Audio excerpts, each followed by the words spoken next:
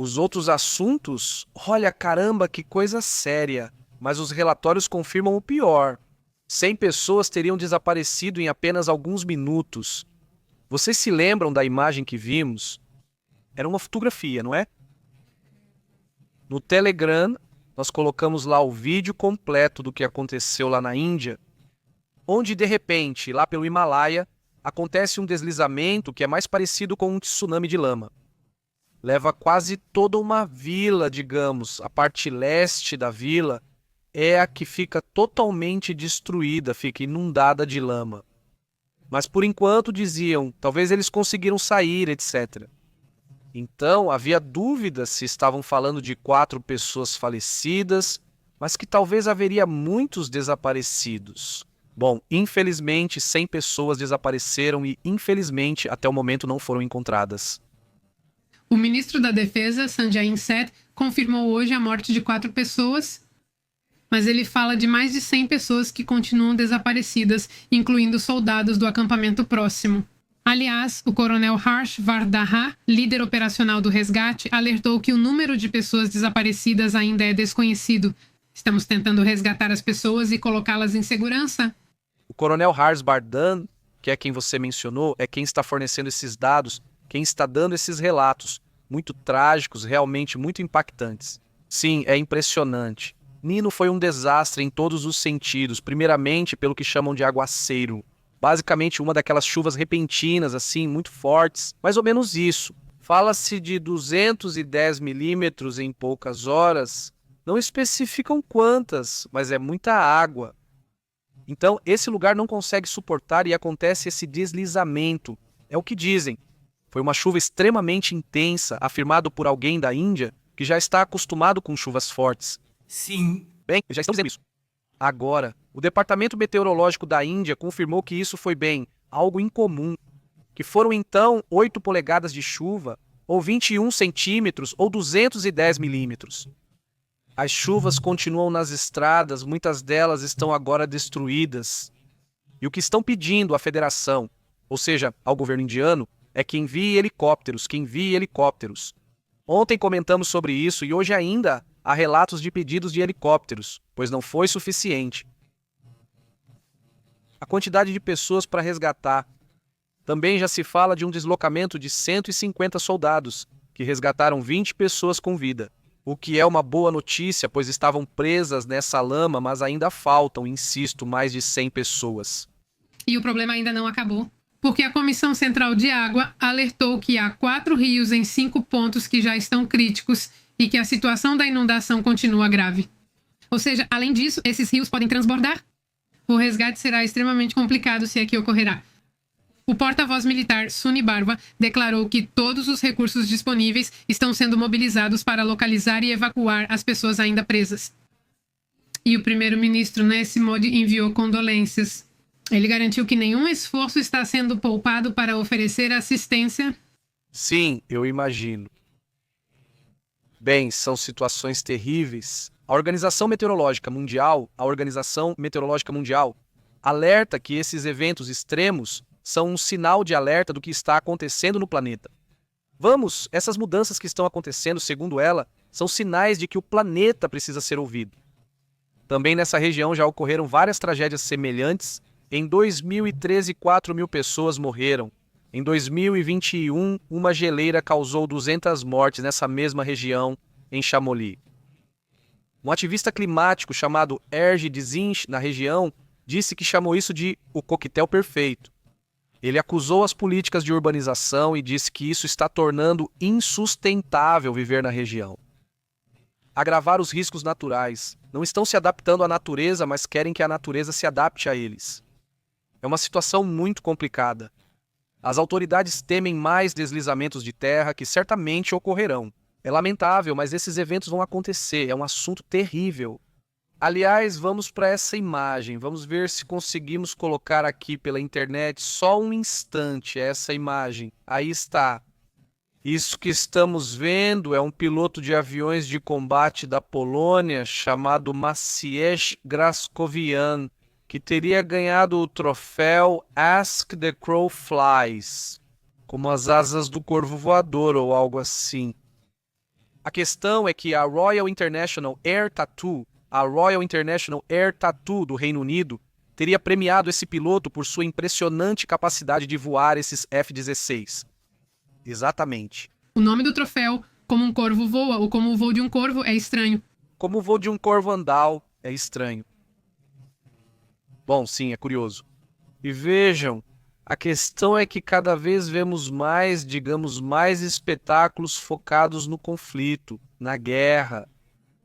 Pois é, quando tudo começa, como se começasse a focar nessa linha. Vamos começar a ver o clássico, mais séries de televisão sobre guerra, mais filmes sobre guerra. Porque no final são como tendências que vão surgindo. Quando vai haver conflito, Eles começam a te acostumar com a ideia, né? Exatamente. para que você não veja isso como algo tão distante.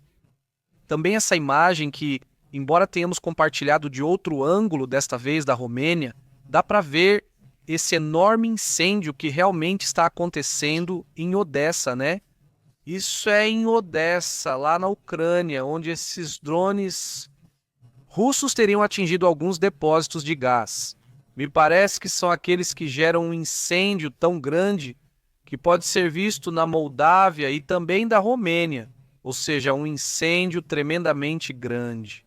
E isso faz parte desses conflitos tremendos que estão acontecendo com tudo o que está sendo feito agora. Apesar dos diálogos e conversas, os ataques persistem, mas se não forem tão massivos, já é um bom sinal. Assim, Baixa está baixa? a baixa está bem decadente, para ser honesto. Vamos depois a vários assuntos também importantes. Bom, vários assuntos também importantes dentro dos relatórios de hoje. Deixei de contar para vocês que há vários assuntos pendentes por aí. Olha, estão acontecendo incêndios em várias partes do mundo. Isso, por exemplo, que estamos vendo é na França. Está fora de controle. Aliás, com licença, uma pausa. Esta é a imagem que eu estava falando. Veja, essa imagem mostra como, desde o Canadá, o pessoal do Canadá está enviando a fumaça para Londres, para a Tailândia, para a Europa em geral. Não voltamos de novo. A fumaça cruza todo o Atlântico. Eles dizem que não afeta tanto porque está em uma altitude muito elevada.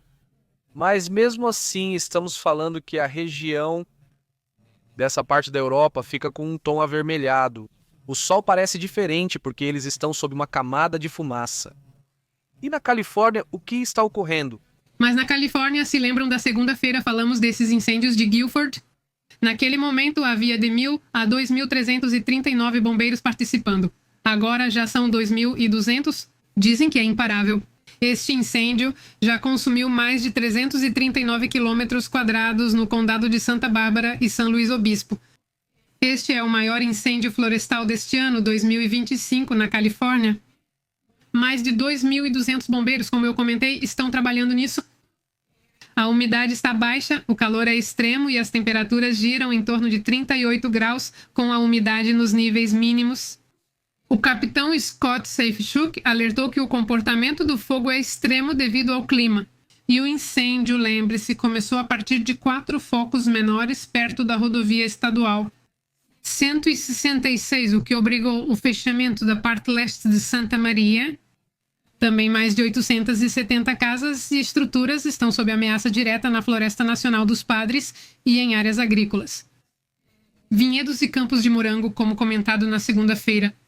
E o Serviço Meteorológico Nacional alerta que a região basicamente está pronta para queimar, porque não há previsão de chuvas e o risco de propagação é altíssimo. Também tiramos. É terrível na Califórnia, mas eles conhecem bem a situação e acredito que resolverão isso em breve. Infelizmente, o clima não está ajudando. Mas os comentários que vi sobre o que aconteceu na França, esses da França são surpreendentes. Será que não se conhece algo assim, ou seja, simplesmente para... Para eles, da Califórnia, é algo histórico de toda a vida. É este ano. Então, a situação na França é tremenda, continua fora de controle a situação. Também tem uma imagem de satélite muito interessante, essa aqui da França, onde dá para ver a fumaça dos incêndios. Nessa parte do sul da França tem esses pontos vermelhos, é onde estão os incêndios. E toda essa fumaça, tudo isso que parece uma nuvem, não é nuvem, é fumaça que está saindo. Justamente por causa desses incêndios florestais, falava-se em 16 mil hectares, mas parece que agora já subiu para mais de 20 mil. Vamos conferir isso para confirmar essa situação. Mas os ventos, saúde, né? Os ventos chegaram até 70 quilômetros por hora em alguns pontos. Pois está difícil, quer dizer, controlar algo assim, com ventos tão intensos e com um ambiente tão quente e tão seco, né?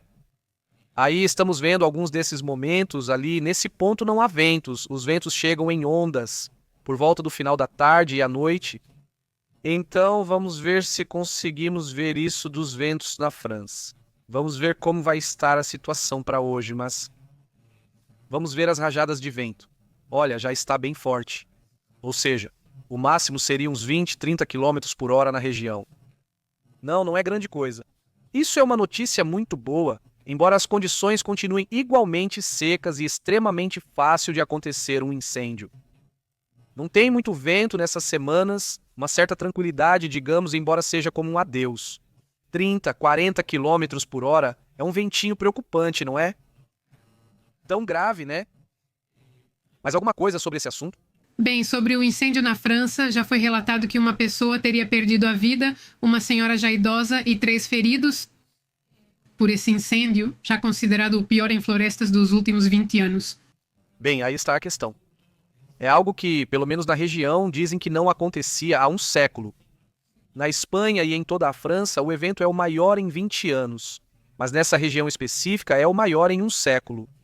Agora, outro assunto também importante foi o que aconteceu na Geórgia, né, em Fort Stewart, onde relataram que uma pessoa começou a atirar nas pessoas, algo assim, supostamente é um soldado. Um soldado de Fort Stewart foi detido e continua sob custódia, acusado de agressão. Felizmente, ele foi detido e está na Divisão de Investigação Criminal do Exército. O suspeito, identificado pelas autoridades militares, se chama Cornelius Radford e está acusado de atirar em 5 soldados com uma arma pessoal. Segundo informações, o suposto agressor será julgado pelo Escritório de Assessoria Especial de Julgamento do Exército. Lembrando que os militares, entre eles, têm seus próprios juízes e se julgam ali mesmo. Eles não utilizam juízes civis. Civis, como os usados nos tribunais, que poderiam ser qualquer pessoa. E uma vez concluído esse processo, espera-se que o suspeito seja submetido a um conselho de guerra, que basicamente é um julgamento. O famoso conselho de guerra. É uma situação evidentemente terrível. Aliás, mudando de assunto, há um protesto curioso por parte da Rússia contra Israel.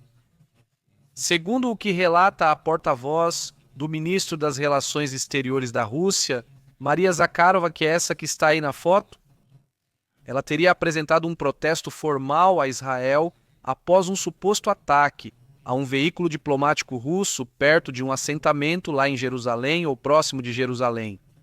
Isso aconteceu em 30 de julho.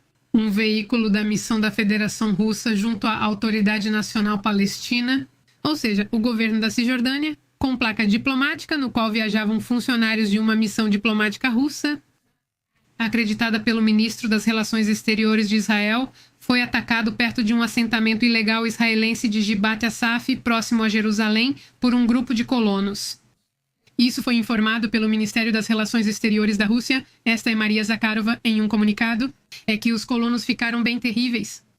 A situação aí tem sido muito complicada e muitas vezes eles ultrapassam as autoridades israelenses fazendo o que basicamente querem ganhar.